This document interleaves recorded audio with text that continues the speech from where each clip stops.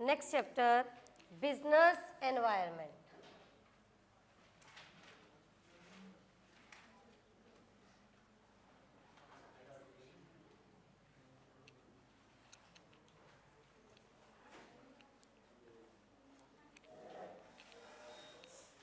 हाँ जी, बिजनेस का मीनिंग हमने कर लिया फर्स्ट चैप्टर में।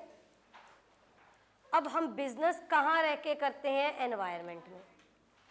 तो सबसे पहले एनवायरनमेंट का मीनिंग क्लियर करना बहुत ज़रूरी है। Environment means the aggregate of all the forces, factors and institutions which are external to and beyond the control of an individual business enterprises।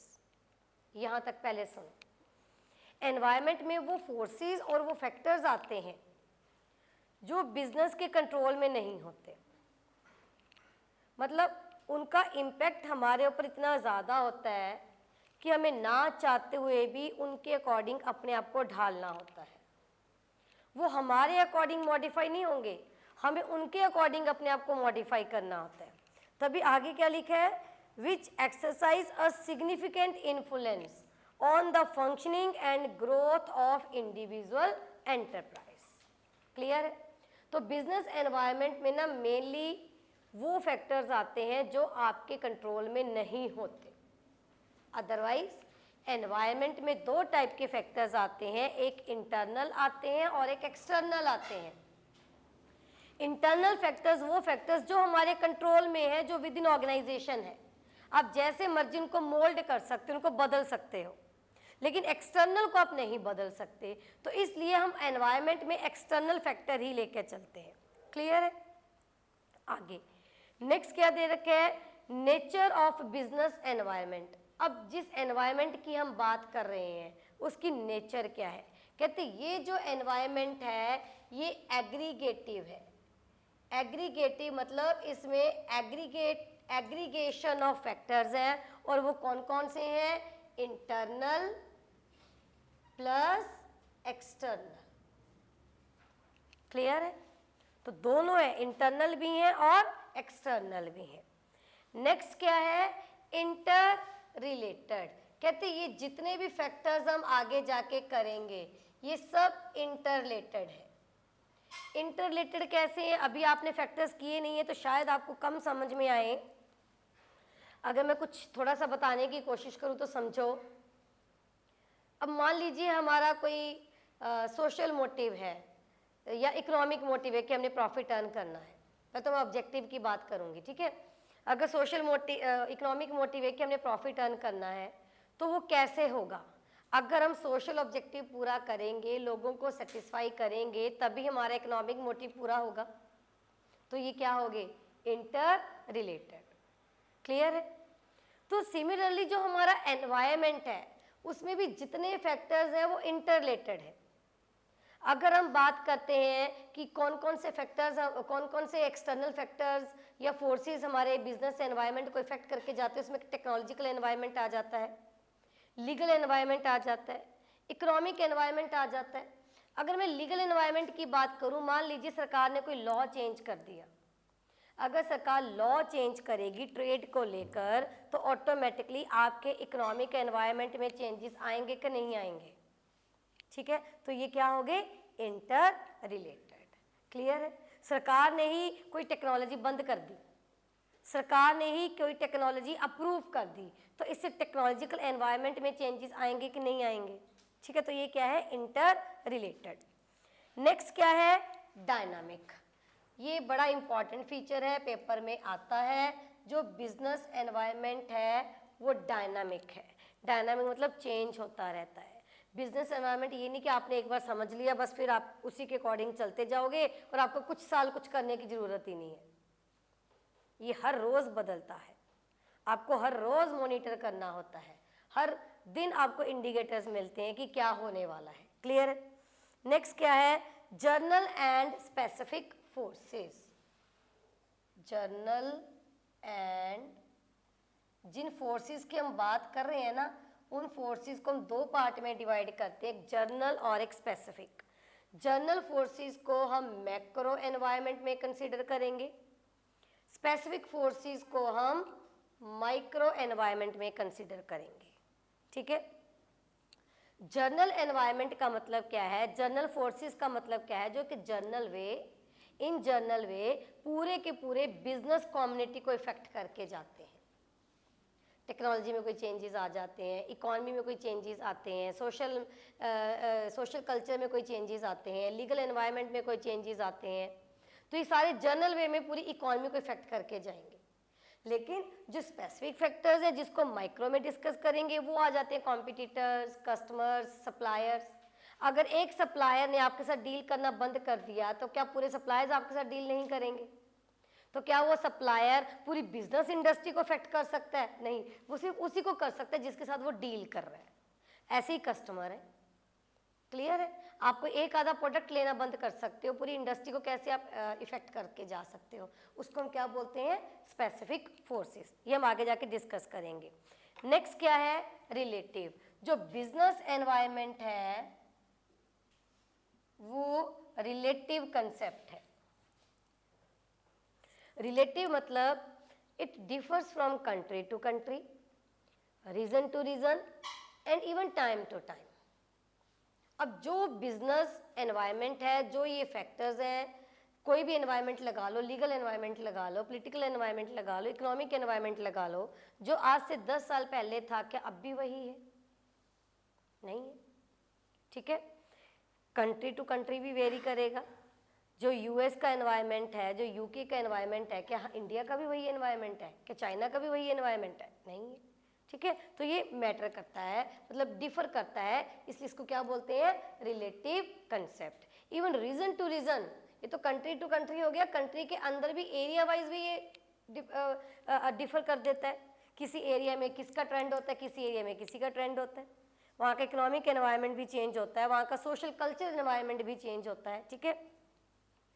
आगे क्या है? Inter temporal. इंटर टेम्परल मतलब time से related, वो मैंने उसी में बता दिया आपको, रिलेटिव में टाइम टू टाइम ये एनवायरनमेंट चेंज होता रहता है। नेक्स्ट क्या है? अनसर्टन। तो बिजनेस एनवायरनमेंट अनसर्टन है, ऑब्वियसली ये फैक्टर्स क्या है? Beyond your control. तो जो चीज़ आपके हाथ में ही नहीं है तो वो सर्टन कैसे हो सकती है? तो वो क्या कहलाएगी? अनसर्टन। क्लियर है।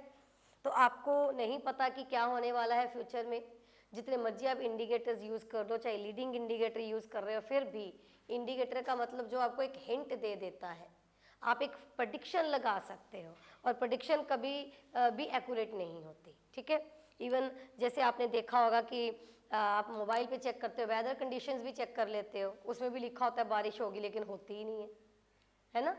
सर्दियों में लिखा होता है धूप निकलेगी, कई बार धूप निकलती ही नहीं है, तो वो प्रेडिक्शन तो कभी भी एक्यूरेट नहीं हो सकती ना। नेक्स्ट टॉपिक क्या है? Significance of business environment. अब बिजनेस एनवायरनमेंट के बारे में तो आपने समझ लिया, अब इसको समझना क्यों ज़रूरी है? सिग्निफिकेंस, इसकी इम्पॉर्टेंस क्या है? तो पहली इसकी इम्पॉर्टेंस ये लिखी हुई है, first mover advantage. First mover advantage. First mover advantage means आपका कंपटीशन है, आपके बहुत सारे कॉम्पिटिटर्स हैं बिजनेस में, एनवायरनमेंट आपको इंडिकेटर दे रहा है, एनवायरनमेंट आपको हिंट दे रहा है। एनवायरनमेंट जो आपको इंडिकेटर दे रहे हैं ना, तो एनवायरनमेंट से आपको अपॉर्चुनिटी भी मिलती है। एनवायरनमेंट में जो चेंजेस होते हैं, क्योंकि डायनामिक है ना, तो चेंजेस आएंगे। एनवायरनमेंट में जो चेंजेस आएंगे वो कुछ के लिए अपॉर्चुनिटी लेके आएंगे, कुछ के लिए क्या लेके आएंगे? थ्रेट लेके आएंगे। अब जैसे ये कोविड-19 है, ये कुछ के लिए तो थ्रेट बना, कई बिजनेसेस ठप हो गए, बर्बाद हो गए, कई बहुत आगे बढ़ गए, ऑनलाइन में आगे चले गए कई, ठीक है। आपने देखा होगा फेसबुक या इंस्टा आप देखते हो, वहाँ पे कितने ऑनलाइन लाइव शोज आते हैं जो अपने प्रोडक्ट बेचते हैं। जो लेडीज़ घर पे बैठी थी उनके बिजनेस भी चल पड़े। समझ में आ रही है? तो इसका मतलब क्या है कि अगर आप उस हिंट को पकड़ के अपने आप को सबसे पहले उसके अकॉर्डिंग ढाल लेते हो, फिर तो आप उन चेंजेस को किस में कन्वर्ट कर लेते हो? अपने लिए एक अपॉर्चुनिटी में। अगर आप नहीं समझते, आपको पता चला बाद में कि अब क्या करूं, मैंने तो कोई तैयारी नहीं करी थी, अब ये सिचुएशन आ गई, मैं क्या करूं, तो वो चीज़ आपके लिए क्या बन जाएगी? थ्रेट बन जाएगी। तो जिसने पहले मूव कर लिया उसको अपने कॉम्पिटिटर्स के आगे क्या मिल जाएगा, फर्स्ट मूवर एडवांटेज। जिसने पहले मूव किया वो तो है ही है। अब आपकी रेस होती है, रेस में तो जो पहले मूव करेगा वही जीतेगा, पिछले वाला बंदा थोड़ी ना जीतेगा, तो यहां पर भी वही है। सेकंड क्या है, early warning signal. Early warning signal, अब वार्निंग है मतलब एनवायरनमेंट में चेंजेस आ रहे हैं जो आपके लिए मान लीजिए अनफेवरेबल है, तो फिर क्या आप उसके साथ आप उनको अपने साथ ऐसा ही करने दोगे कि ठीक है हमारा नुकसान करके चले जाओ? आपको पता है कि ये चेंजेस अनफेवरेबल हैं। अब आपको पता है कि सर्दी आ रही है, कुछ लोग ज़्यादा ठंड महसूस करते हैं, तो क्या फिर वो सब अपने आप को ठंड लगने देते हैं, बीमार होते रहते हैं? आप अपने आप को प्रोटेक्ट करते हो कि नहीं करते? तो आपके लिए एक वार्निंग का साइन होता है ना, सिग्नल दे देते हैं कि भी ठंड आ रही है, आप अपने आप को प्रोटेक्ट करो, आपको एलर्जी है, तो आप अपने आप को वैसे ही ढाल लेते हो, वैसे ही कपड़े पहनना शुरू कर देते हो, तो वैसा ही एनवायरनमेंट में है, तो आपको लगता है कि ये मेरे लिए थ्रेट बन के जाएगा, इट मीन्स वो आपको वार्निंग दे रहा है। वार्निंग दे रहा तो आप पहले ही क्यों नहीं उस हिंट को पकड़ते? ठीक है, अब मोबाइल है, लैपटॉप पे काम कर रहे हो, आपने कुछ सेव ही नहीं किया, आप इतना टाइप कर लिया, आपने मैटर सेव ही नहीं किया, आपको सिग्नल भी मिली जा रहे हैं, वार्निंग भी आई जा रही है, 6% बैटरी रहेगी, 5% बैटरी रहेगी, फिर भी उसको चार्जिंग पे नहीं लगा रहे तो एकदम से बंद हो जाएगा, फिर लो ओहो जी मैंने तो सेव ही नहीं किया था। इसमें गलती किसकी? समझ में आ रही है बात? कंप्यूटर पे भी जब हम काम करते हैं तब जितना भी हमारा मैटर होता है हम 3-4 जगह पर सेव करके रखते हैं। अगर एक ड्राइव मान लीजिए उड़ भी जाती है गलती से, क्योंकि काम करते हैं बहुत लोग बैठ के काम करते तो बटन प्रेस हो जाता है, गलती से कोई भी फोल्डर उड़ गया तो फिर कहीं और तो पड़ा होगा, सेव ही ना किया होगा, तो फिर इसमें गलती किसकी है? तो ये सिग्नल देता है एनवायरनमेंट आपको ऐसे। नेक्स्ट क्या है, कस्टमर फोकस। एनवायरनमेंट ही तो आपको बताता है कि किस चीज़ का ट्रेंड आने वाला है, और एनवायरनमेंट में सॉवरन कौन है? कस्टमर है। तो अगर आप कस्टमर के अकॉर्डिंग चलोगे तभी आप सर्वाइव करोगे, अदरवाइज नहीं कर पाओगे। ठीक है, तो कस्टमर क्या आपसे एक्सपेक्ट करता है, कस्टमर की डे बाय डे डिमांड क्या होने वाली है, तो आपको उन्हीं के अकॉर्डिंग चीज़ें बनानी पड़ती हैं। अब सर्दी की ही बात चल रही है, वही एग्जाम्पल माइंड में आ रही हैं। अब पहले क्या था, जब मैं आपके जितनी थी, आपकी एज में थी, तब हम लोग ऐसे नहीं पहनते थे कि सर्दियों के कपड़े अलग थे, गर्मियों के अलग थे, ना ही गर्मी सर्दी की बेडशीट्स अलग होती थी, ना ही हमारे फुटवियर्स अलग होते थे। अब तो ये सब कुछ ही अलग हो गया है ना। आपने तो देखा यही होगा, सर्दियों में वुलन बेडशीट्स आ जाती हैं, गर्मियों में कॉटन की बेडशीट्स आ जाती हैं, सर्दियों में वुलन टॉप आ जाते हैं, वुलन सूट्स आ जाते हैं, गर्मियों में कॉटन आ जाते हैं। उस टाइम तो चलते ही सिंथेटिक था। कॉटन, अब कॉटन सुपीरियर है, सिंथेटिक को हम इन्फीरियर मानते हैं, लेकिन एक टाइम था जब सिंथेटिक को सुपीरियर माना जाता था और कॉटन को इन्फीरियर माना जाता था। कॉटन बहुत ही सस्ती हुआ करती थी, कॉटन के सूट बड़े सस्ते हुआ करते थे, सिंथेटिक सूट सिलवाते थे, वही सर्दी में पहनते थे, वही गर्मी में पहनते थे। अब सिंथेटिक सोच भी नहीं सकते, टांगों में चिपकते हैं, बस लेगिंग पहन ली, वार्मर पहन लिया, ऊपर से जैकेट डाल ली, ना ही फुटवियर्स अलग होते थे। अब तो गर्मियों के फुटवियर्स अलग रख देते हैं, वी शेप चप्पल सारी अलग संभाल देते हैं, और सर्दियों के निकाल लेते हैं, जूते निकाल लेते हैं, बेली निकाल लेते हैं। तो ये अब जैसे से ट्रेंड आ रहा है, लोग इतने ज़्यादा सेंसिटिव होते जा रहे हैं मौसम को लेकर, तो ये चीज़ें आ रही हैं ना मार्केट में, इट मीन्स लोग क्या हो रहे हैं, सेलर्स क्या हो रहे हैं, कस्टमर के ऊपर फोकस कर रहे हैं कि लोगों की नीड क्या है। फिर हम क्या कह देते हैं कि आजकल कौन पहनता है जी, सिंथेटिक कौन पहनता है, पहले कह देते थे कॉटन कौन पहनता है जी, होता है ना। सेलर के पास जो चीज़ नहीं होती वो उसी के बारे में बोल देता, आजकल तो उसका ट्रेंड ही नहीं है जी, ये तो बड़े साल पहले चला था जी, ये प्रिंट तो ये ऐसे था, जब आ जाता है ये तो हमने दोबारा मंगवाया है जी, बार बार आता है। होता है ना ऐसे। तो ये कस्टमर फोकस है, जैसा आप बोलोगे, जैसा आप चाहोगे वो वैसा आपको बोल देगा। एग्जाम्पल भी ऐसी ऐसी देते हैं, अगर काजू कतली खानी है तो ये कैसे पसंद आएगा जी आपको, है गुड़ जितना मीठा होगा मक्खियाँ उतनी ही आएंगी जी, ऐसे ऐसे एग्जाम्पल देते हैं। चलो आगे देखो, नेक्स्ट क्या है, स्ट्रेटजी फॉर्मुलेशन।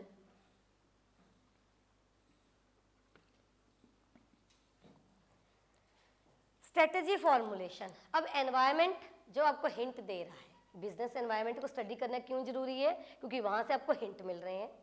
हिंट किसके मिल रहे हैं, आने वाले टाइम के हिंट मिल रहे हैं, तो फिर उसी के अकॉर्डिंग आप अपनी स्ट्रेटजी फॉर्मुलेट करोगे। जैसा मर्जी आपका बिजनेस हो, जितना मर्जी उसका साइज हो, स्ट्रैटेजीज तो हर कोई बनाता है। स्ट्रैटेजी मतलब प्लानिंग करना कि मुझे आगे कैसे निकलना है, मुझे ज़्यादा से ज़्यादा प्रॉफिट कैसे अर्न करना है, मुझे अपने खर्चे कैसे पूरे करने हैं। उसके लिए आप बहुत सारी पॉलिसीज़ भी बनाओगे कि मेरी पॉलिसीज़ क्या होंगी मेरे बिजनेस को लेकर। तो वो सारी टाइम टू टाइम चेंज होती रहती है। ये नहीं कि एक बार जो स्ट्रैटेजी बना ली वो एंड तक आपकी चलेगी, एक बार जो आपने बिजनेस पॉलिसीज़ बना ली वो एंड तक चलेंगी, नहीं। अगर बिजनेस एनवायरनमेंट डायनामिक है ना, तो आपकी स्ट्रैटेजी भी वैसे ही चेंज होती रहेगी, आपकी पॉलिसीज़ भी वैसे ही चेंज होती रहेंगी। नेक्स्ट क्या है, डिटरमाइनिंग अपॉर्चुनिटीज एंड थ्रेट। तो ये तो पहले ही बात हो गई, आपको पता चल जाता है कि क्या अपॉर्चुनिटी है आपके लिए, क्या थ्रेट है। पता कैसे चलेगा अपॉर्चुनिटी क्या है, थ्रेट क्या है? अगर तो आपके अंदर इनहेरेंट कैपेसिटी है, आपको लगता है कि मैं तो ये कर लूँगा, क्या मुश्किल है। होते हैं ना कई बच्चे ऐसे होते हैं कि जैसा मर्जी उनको काम दे दो वो कर लेते हैं, तो उनके लिए वो क्या है, आगे बढ़ने के लिए अपॉर्चुनिटी है। मैं इस कंपटीशन में भी भाग लूँगा, मैं उसमें भी लूँगा, मैं उसमें भी लूँगा। कई होते थ्रेट, मैं तो भाग ही नहीं सकता जी, हाई ये मैं कैसे करूँगा, तो उनके लिए वो क्या बन जाता है, थ्रेट। तो अगर आपके अंदर इनहेरेंट कैपेसिटी है वो बन जाएगी आपके लिए अपॉर्चुनिटी। अगर आपके अंदर इनहेरेंट लिमिटेशन है, कोई वीकनेस है, फिर वो क्या बन जाती है आपके लिए, थ्रेट। वो तो है सभी के लिए, हमारे अंदर कोई ना कोई वीकनेस तो होती है, फिर अगर वही चीज़ हमारे सामने आ जाती है तो वो क्या बन जाती है हमारे लिए, थ्रेट बन जाती है। यार मैं तो ये काम कर ही नहीं सकता। क्लियर है? चलिए आगे देखिए, गिविंग डायरेक्शन फॉर ग्रोथ। तो एनवायरनमेंट आपको हिंट दे रहा है, हिंट दे के अगर आगे बढ़ जाओगे तो फर्स्ट मूवर एडवांटेज मिलेगा, अगर एडवांटेज लोगे तो ऑटोमेटिकली आपकी ग्रोथ होगी। ठीक है, नेक्स्ट क्या है, कॉन्टिन्यूस लर्निंग, डायनामिक।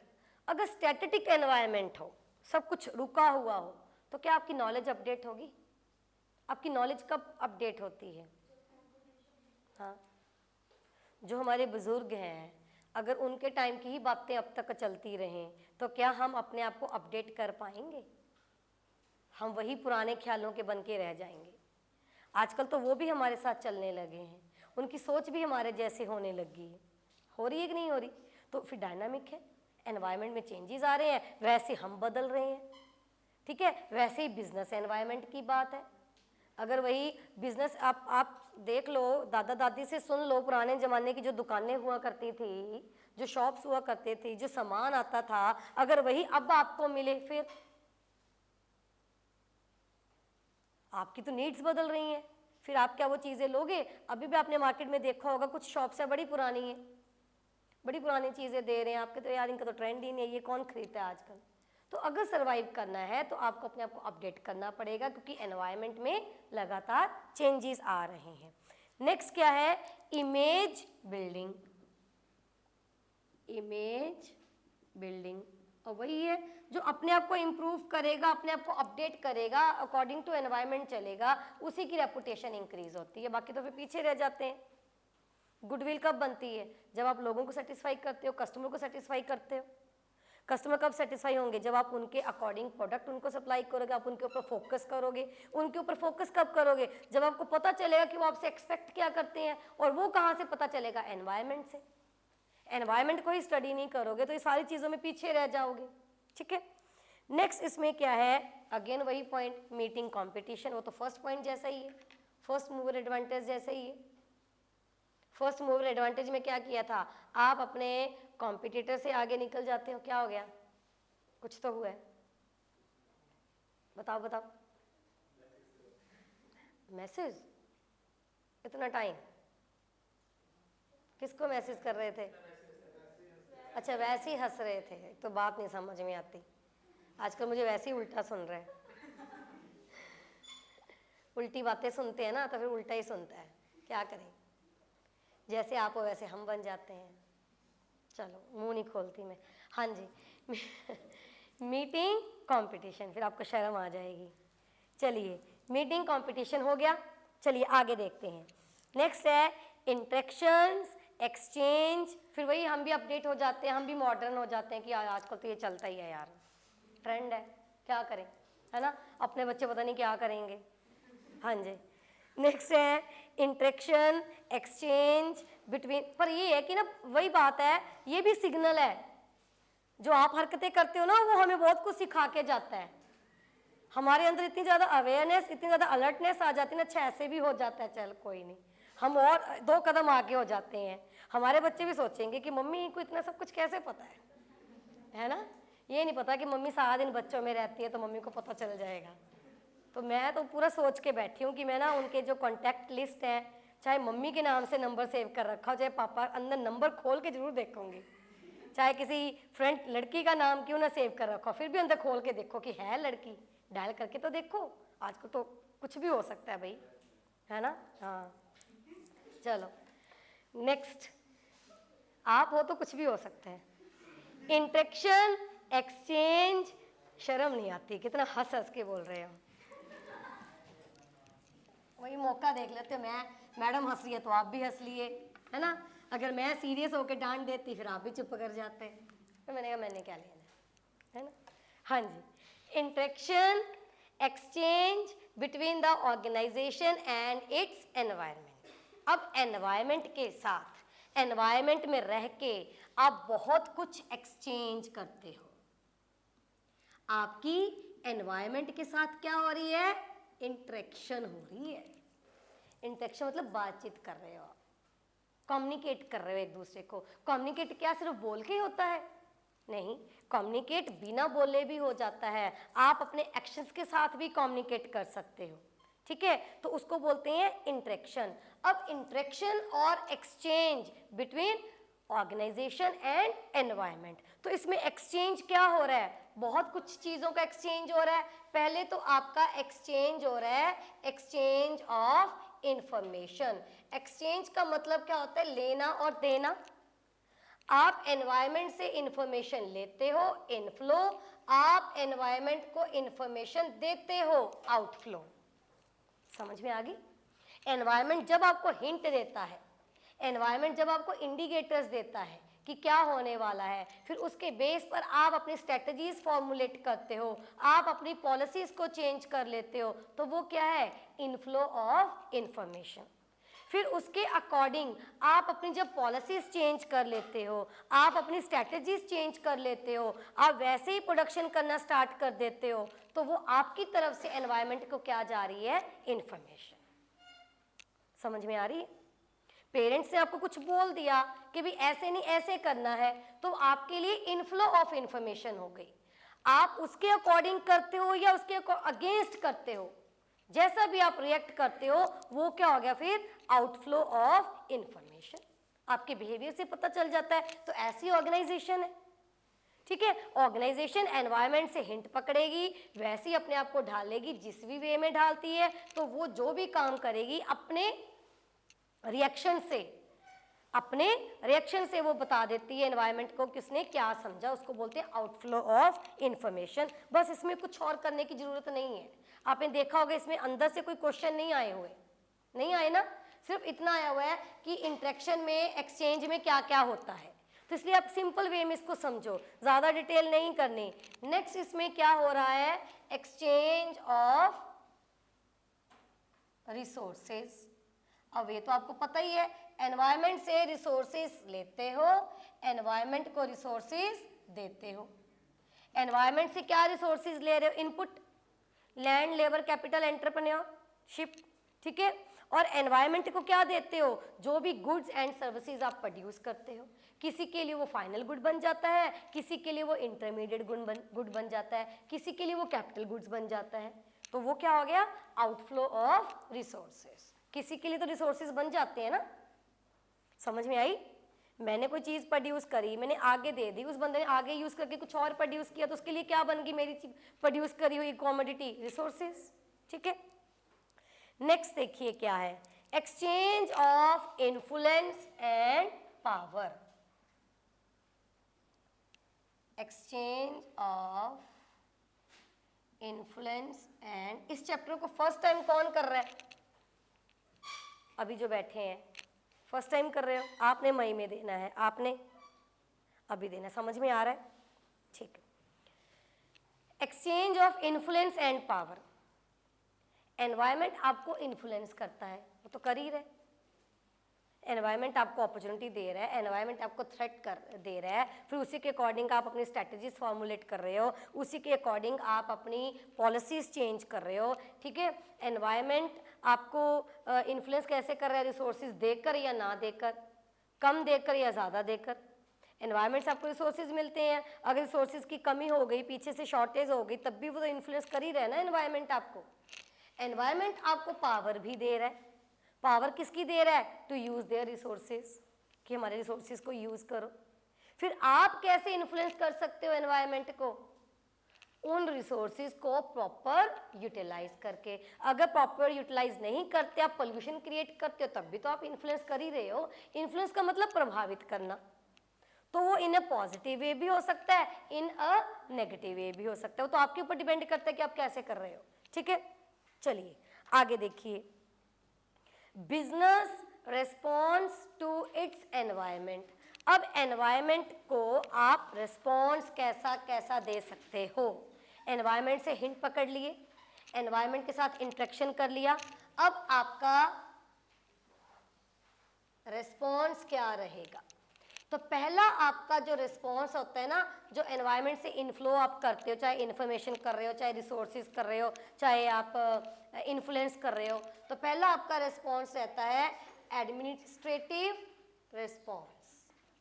एनवायरनमेंट से हिंट पकड़ के, एनवायरनमेंट से इंफॉर्मेशन लेके जब आप अपनी एडमिनिस्ट्रेशन में चेंजेस करते हो, एडमिनिस्ट्रेशन मतलब जिसमें सारा आपका बिजनेस कंट्रोल होता है, आपका नेचर ऑफ द बिजनेस, आपकी स्ट्रेटजीज, आपकी पॉलिसीज, आपका कल्चर, आपका वर्किंग एनवायरनमेंट, जब आप इनमें चेंजेस कर देते हो, मिशन में चेंजेस कर देते हो, विजन में चेंजेस कर देते हो, तो वो जब चेंजेस आप कर रहे हो ना, वो आपका क्या हो गया, एनवायरनमेंट को रिस्पॉन्स जा रहा है। रिस्पॉन्स कौन सा जा रहा है, एडमिनिस्ट्रेटिव। एडमिनिस्ट्रेटिव रिस्पॉन्स मतलब एडमिनिस्ट्रेशन में चेंजेस करना। एडमिनिस्ट्रेशन मतलब जहां से आपका बिजनेस कंट्रोल होता है, mission, vision, objective, culture etcetera. ये प्रोएक्टिव रिएक्टिव करने की जरूरत है नहीं। आगे देखिए, नेक्स्ट रिस्पॉन्स कौन सा है, कॉम्पिटिटिव रिस्पॉन्स। अब आपको एनवायरनमेंट से हिंट मिल गया, एनवायरनमेंट ने आपको क्लू दे दिया कि क्या होने वाला है, और आपको अपने कॉम्पिटिटर से आगे निकलना है। फिर आप कुछ ऐसा करते हो, ऐसा प्रोडक्ट प्रोड्यूस करते हो, ऐसी क्वालिटी देते हो, ऐसी सर्विसेज देते हो जो कोई और नहीं दे पा रहा। फिर आपने क्या रिस्पॉन्स दे दिया, कॉम्पिटिटिव रिस्पॉन्स, कि मैं सभी से आगे निकल रहा हूँ। तो कॉम्पिटिटिव रिस्पॉन्स जो होता है ना, these are generally associated with for profit firms. Competitive response मतलब जब आप दो लोगों का कंपटीशन है, आप उससे आगे निकल के दिखाते हो, पहले पीछे थे अब आगे निकल के दिखा दिया, तो अब आपने रिस्पॉन्ड दे कर दिया, उसको जवाब दे दिया। क्या जवाब दिया, आपका जवाब कॉम्पिटिटिव हो गया कि देख मैं तेरे से आगे निकल गया। और उसके लिए आपको क्या करना पड़ेगा, ऐसा प्रोडक्ट, ऐसी सर्विसेज की क्वालिटी ऐसी देनी पड़ेगी जो कोई और नहीं दे सकता। तो वो आप देखोगे कि अब आपने क्या करना है, स्ट्रैटेजी आपकी क्या होनी चाहिए, पॉलिसी आपकी क्या होनी चाहिए, और वो आपको कहाँ से पता चलेगा, जब आप एनवायरनमेंट को समझोगे कि किसका ट्रेंड आने वाला है।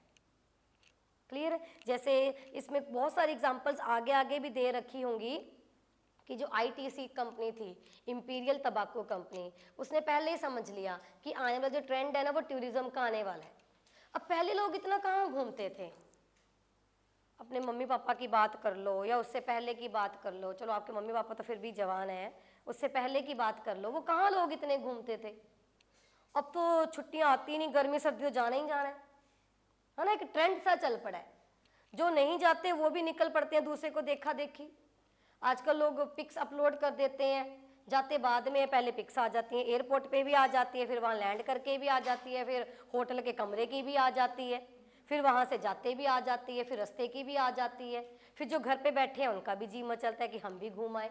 फिर चलो नहीं घूम के आते, फिर आके अच्छा आप नहीं गए घूमने कहीं, हम तो यहाँ गए थे, आप नहीं जाते। फिर वो ऐसी लड़ाई सी मच जाती है घर पे, है ना, फिर आप अगली बार आपका भी चले जाते हैं, तो वो ट्रेंड सा बन जाता है। तो टूरिज्म, इंपीरियल तंबाकू कंपनी ने समझ लिया कि टूरिज्म का ट्रेंड आने वाला है, तो उसने एक चेन खोल दी होटल्स की। तो उसको क्या मिल गया, फर्स्ट मूवर एडवांटेज, तो वो अब सबसे आगे है, तो उसका रिस्पॉन्स कौन सा है, अब कॉम्पिटिटिव रिस्पॉन्स। क्लियर हो गया।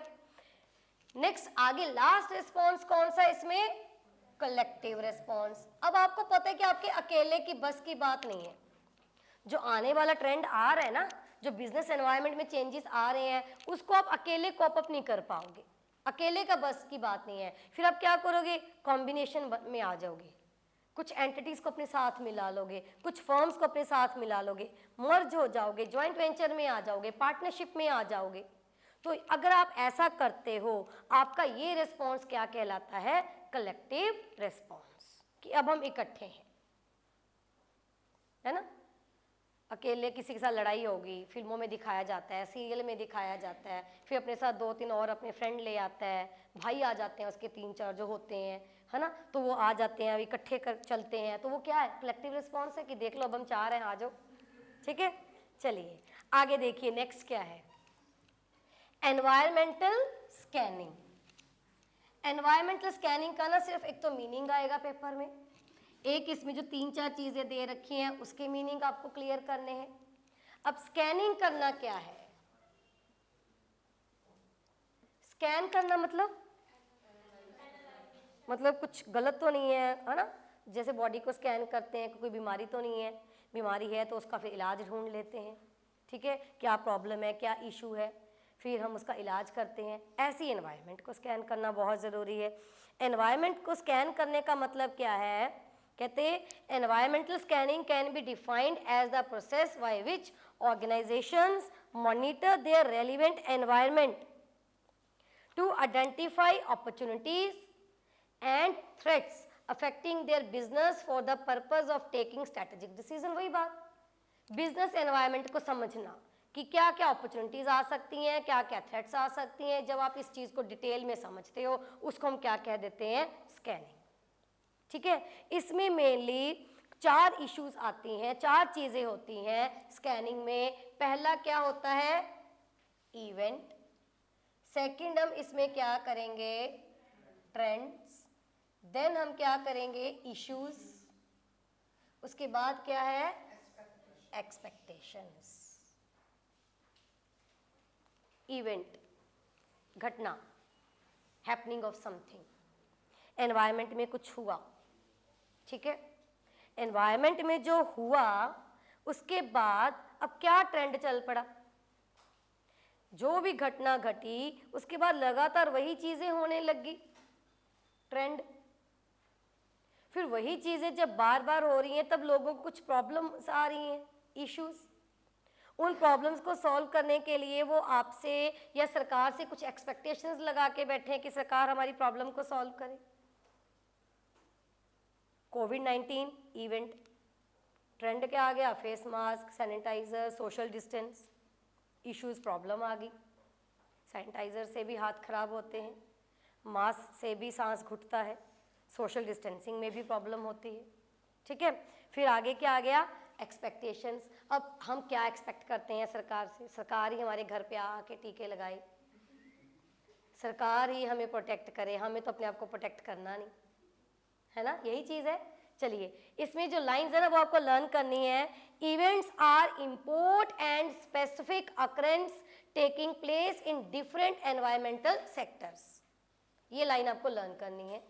इवेंट मतलब कुछ ऐसी चीज़ें हैं, कुछ ऐसी घटनाएं हैं जो बाहर से आती हैं और आके घट जाती हैं। फिर आपको ट्रेंड करना है। Trends are the general tendencies और the course of action along which events take place. घटना के साथ साथ जब एक ट्रेंड बन जाता है, ट्रेंड होता है कि जो चीज़ बार बार हो रही है, तो ये भी आपको लाइन लर्न करनी है। अगली लाइन भी लर्न करनी है ट्रेंड्स में। Trends are grouping of similar और related events that tend to move in a given direction. मतलब वही चीज़ें जब बार बार होने लग जाती हैं तो वो क्या हो गया, ट्रेंड। आगे आपको इश्यूज करनी है। इश्यूज की लाइन क्या अंडरलाइन करोगे, issues are the current concerns that arise in response to events and trends. जो इवेंट हुआ उसके बाद में जो ट्रेंड चला, उसके बाद लोगों को क्या क्या इश्यूज आ रहे हैं, क्या क्या प्रॉब्लम्स आ रही हैं, ये लाइन आप लर्न करोगे। देन लास्ट आप करोगे एक्सपेक्टेशंस की। Expectations are the demands made by the interested groups in the light of their concerns for issues. हो जाएगा ये, ठीक है। बस कल ये चैप्टर खत्म करेंगे, ठीक है, कल ऐसे ही ये चैप्टर खत्म करेंगे, ठीक है जी, थैंक यू।